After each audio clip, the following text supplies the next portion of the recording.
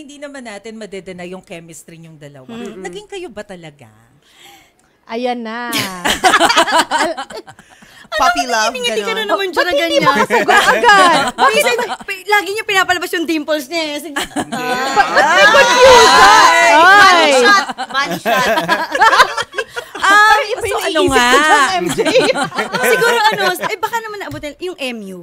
MU. MU. MU. Talaga nag-MU kasi Gusto talaga sa atin yung mga MU. narinig ko kasi, Meron pa ba yan ngayon? Mase, Oh. MJ, na si Jolina daw nag-I love you kay Marvin. Totoo ba yan? Tapos hindi mo daw sinagot na parang I love you too or ganun?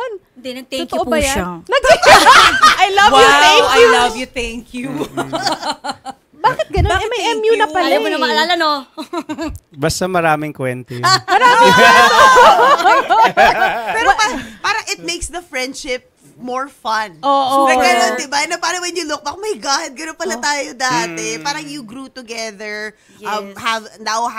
you both have successful endeavors. Tapos, looking back, making a project again together, parang grabe, sobrang makulay talaga. Anong nagustuhan mo about Marvin?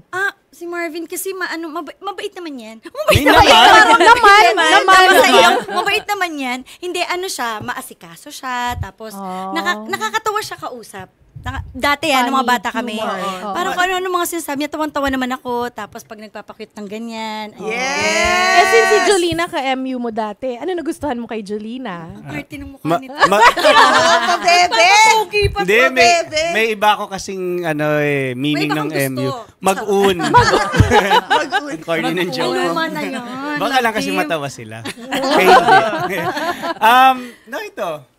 Being Jolina. Aside from being pretty. Of course. Aside from the obvious. Sabi ko nga, nabudol ako eh. Kasi kanina yung topic dito, love scam eh. So, but, ito, Jolina being herself, sobrang sweet niyan. Sobrang matampuhin yan. Kaya ang hirap kaaway niyan. Pero pag nagmahal yan, ibang klase. Wow! Level! Yes!